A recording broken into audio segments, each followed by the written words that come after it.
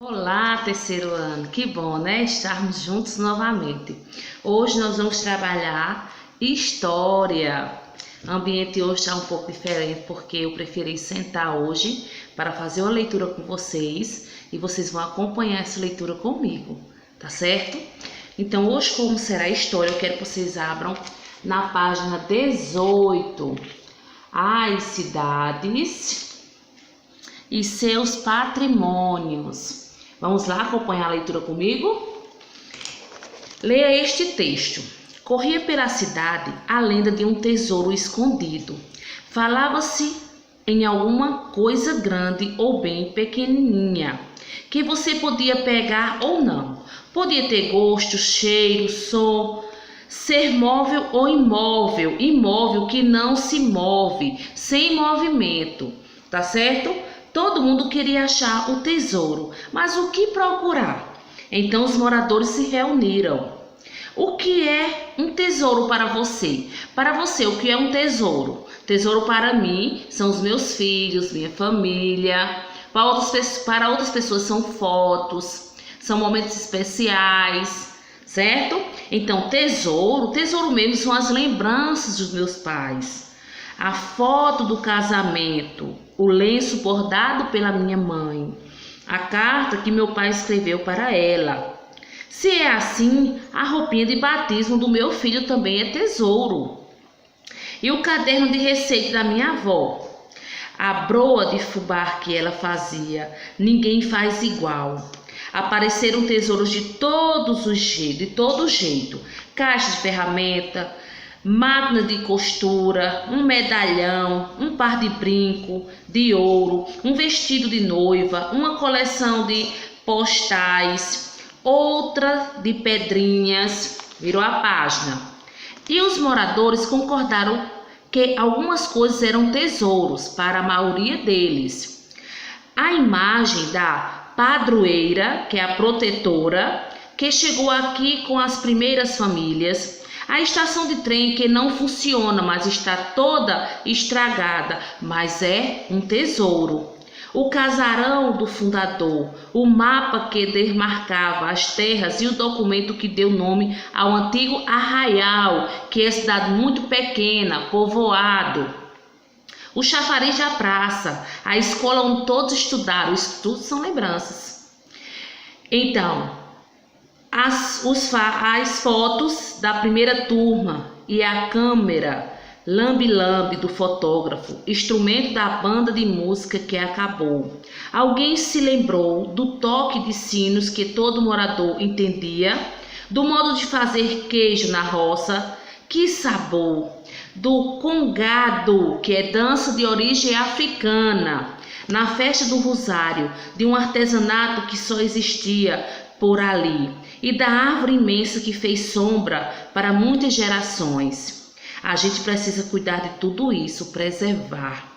Assim aquele povo descobriu muitos tesouros que chamaram de patrimônio. Então, tesouro para mim é a minha família, são os meus filhos. E para você, os tesouros são o quê? Então, nós sabemos que os tesouros citados aqui nesse texto são elementos ligados à identidade cultural, à memória, à nossa história. Pense em elementos ligados à família. Eu posso lembrar do almoço nos domingos, eu posso lembrar de uma aliança de noivado que foi passada de geração em geração. Então, tudo isso são tesouros que algumas famílias guardam. Tá certo? Outras pessoas já acham que são algum material concreto que se tem, certo? Na casa da minha avó antigamente tinha um relógio que ele, quando dava a hora exata, ele tocava a quantidade de horas exatas. Se fosse 1 hora, ele dava plim, aí parava. Se fosse 2 horas, era plim, plim. E quando a minha avó veio a falecer, a minha tia pediu aquele relógio que ficava na parede. Ele era enorme e a badalada dele era bem grande, assim, com uma bola. E ela pediu aquilo para ficar de lembrança. Então aquilo para ela era um tesouro, onde ela ia lembrar da mãe dela. Virou aí a página. Tem algumas questões para vocês responderem. certo? O que os moradores citados no texto entendem como tesouro, vocês vão citar, escrever no caderno, certo? Escreva a perguntinha e a resposta no caderno, ok? Quais são os tesouros da sua família? Você pode conversar aí com eles e perguntar a eles. Por que é importante preservar esses tesouros? Aí você vai conversar aí com a mamãe ou o papai e perguntar por que a gente tem que lembrar, guardar, preservar esses tesouros. Como são chamados esses tesouros? Aí você vai citar aí. Desenhe um texto, desenhe um tesouro da família e um tesouro da cidade. Então, agora nós vamos para patrimônio cultural.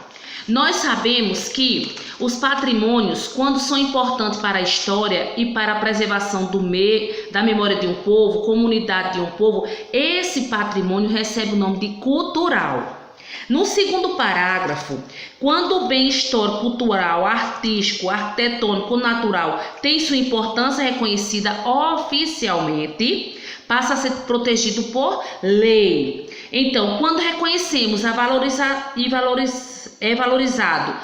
quando reconhecido e valorizado pelo nosso país, esse patrimônio ele é chamado de patrimônio cultural do Brasil.